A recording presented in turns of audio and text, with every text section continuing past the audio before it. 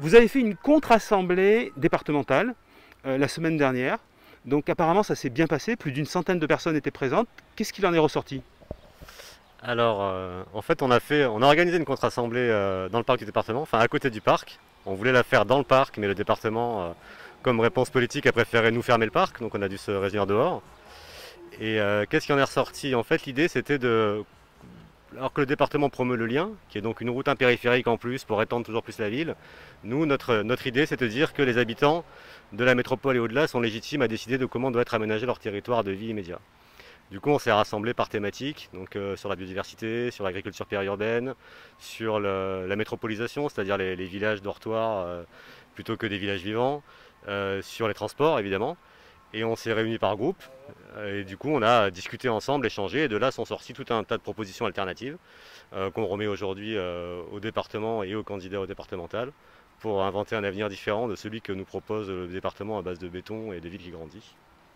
Alors il y a une autre façon d'inventer un avenir différent, c'est de se présenter aux élections départementales, qui sont, grâce à vous, importantes, on s'en rend compte. Il y a des décisions qui sont prises et qui changent la vie des gens. Est-ce que c'est des engagements que vous avez envie de faire plus tard?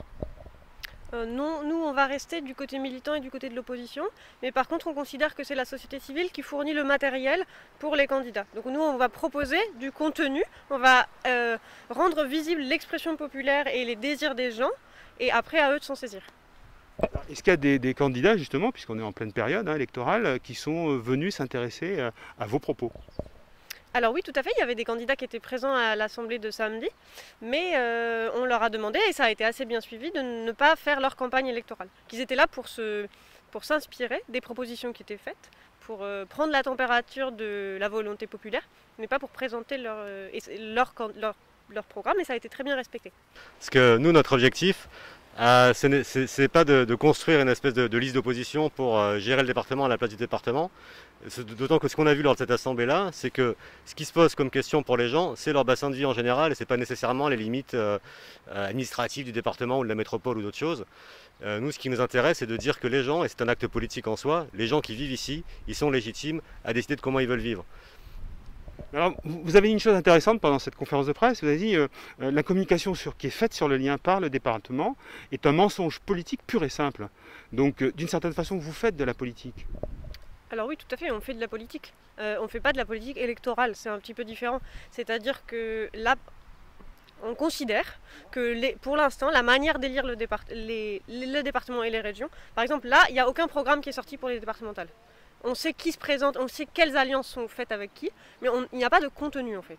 Et nous, on trouve que c'est un vrai scandale démocratique, parce qu'en fait, à l'échelle du département et de la région, se jouent énormément de choses en fait, qui transforment l'environnement direct et la façon de vivre directe des gens et des citoyens. Et que du coup, nous, on est là pour produire du contenu qui n'existe nulle part en fait. Et loin de la tambouille électoraliste de qui va avec qui, quel siège et quelles alliances et tout ça. Nous, on produit vraiment du discours et du contenu. Et quand je parlais de mensonge politique, c'est parce que c'est exact. C'est que est présenté le lien comme la seule alternative aux embouteillages et donc à la pollution de l'air. Or, en fait, on sait depuis 1920, que construire des nouvelles routes n'a jamais réduit les embouteillages de toute l'histoire des routes. Ce n'est pas vrai, ça n'a jamais marché. C'est un faux argument. Et cette information, elle est très facile à trouver. Il y a énormément de chercheurs qui ont travaillé là-dessus, en sciences sociales, en urbanisme, en gestion des flux, en mathématiques, en théorie des jeux. En fait, il y a toutes sortes de disciplines, que ce soit la physique et tout ça, qui ont travaillé sur cette question et qui ont prouvé à chaque fois que pour réduire les embouteillages, il ne faut pas construire de nouvelles routes. Et il y a plein d'autres alternatives à prendre en compte. On les a présentées et la métropole de Rouen a fait ce choix aussi.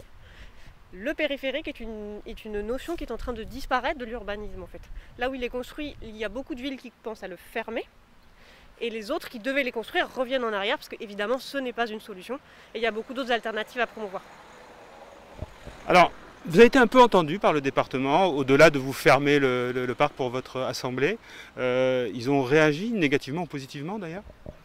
Ils ont entendu dans le sens, faut dire qu'on était entendu dans le sens où depuis qu'on arrive à faire parler de ce sujet qui n'avait jamais été vraiment parlé, Du coup, le département réagit négativement. Ils ne nous ont jamais contactés pour qu'on en débatte, par exemple, ou proposé que le débat soit reversé dans le débat public. Donc ils répondent par des arguments fallacieux, type notre lien sera très écologique parce qu'on va faire du bitume en résine de pin. Voilà, c'est de l'ordre de l'absurde, en fait, presque. Ça en serait risible si ça n'avait pas les conséquences que ça va avoir d'impact écologique et social. Donc on ne peut pas dire qu'on a une réponse. Enfin, on a cette réponse-là, qui est le lien, on le fera parce qu'il faut le faire. C'est un projet qui remonte aux années 80. Le département ne se pose pas la question du sens, en fait. Ils ne sont pas sur une vision d'aménagement du territoire. Ils sont, il faut faire un périph', il faut faire le lien, on le fait. Mais on ne se pose pas la question du pourquoi. Et nous, ce qu'on a vu là, ce qu'on défend et ce qu'on a vu là à l'occasion de cette contre-assemblée, c'est que ce lien, c'est une route, donc ce qui est un problème en soi, mais cette route, elle a un problème parce qu'elle a plein d'autres impacts derrière. C'est une route qui, du coup, va permettre la réouverture d'une carrière à Lafarge, pas Monterno, à Combaillot. C'est une route qui va permettre la bétonisation de plusieurs dizaines d'hectares de terres agricoles pour faire des acques. De là, ça va ouvrir après potentiellement à l'urbanisation. Et puis après, il faudra faire du coup une nouvelle route parce qu'il y aura trop de monde et ainsi de suite. On n'en finit jamais. Et du coup, c'est une vision en fait dans quel monde on veut vivre et dans quelle métropole on veut vivre et dans quelle campagne périurbaine on veut vivre. Et le département ne se pose pas la question comme ça. Lui, il se dit juste, faut faire le lien. Voilà. En fait, c'est même une vision ancienne de la métropole. C'est-à-dire qu'il y a toujours cours, mais qui est né dans les années 80 sur l'attractivité maximum et du coup toujours construire toujours plus. Alors là, ils ont construit tout le sud de Montpellier. Ça y est, ils sont arrivés à la mer, c'est plein. Il y a des zones commerciales et des lotissements à gogo, c'est tout plein. Du coup, maintenant, il faut construire au nord. Et en fait, c'est que justement, et ça, c'est aussi une autre partie du mensonge politique, le département fait croire, non mais nous, on ne construit qu'un petit bout de route. Ça ne va pas du tout faire tout ce que vous dites. Quand en réalité, on croise les informations, c'est-à-dire entre le SCOT de Montpellier, le SCOT du Grand Pic Saint-Loup, le projet Lafarge, les ZAC et tout ça, et les expropriations qui ont eu lieu il y a déjà depuis 20 ans qui continuent.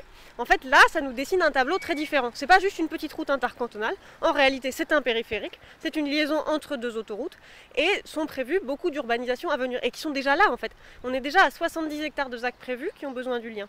Ça, c'est ce qu'il y a déjà écrit. Et on sait qu'en fait, ce qui s'est passé au sud de Montpellier, ce qui s'est passé partout dans toutes les métropoles, c'est-à-dire que toutes les plaines et les plateaux sont lotis en zone commerciale. Et du coup, c'est sûr que c'est ça qui va se passer. Il y a énormément de terres agricoles qui sont coupées en deux par le lien. On sait qu'elles seront plus exploitables après. Ça va être des endroits parfaits pour des entrepôts Amazon ou des choses comme ça. Du coup, c'est une vision de la métropole contre laquelle on se bat.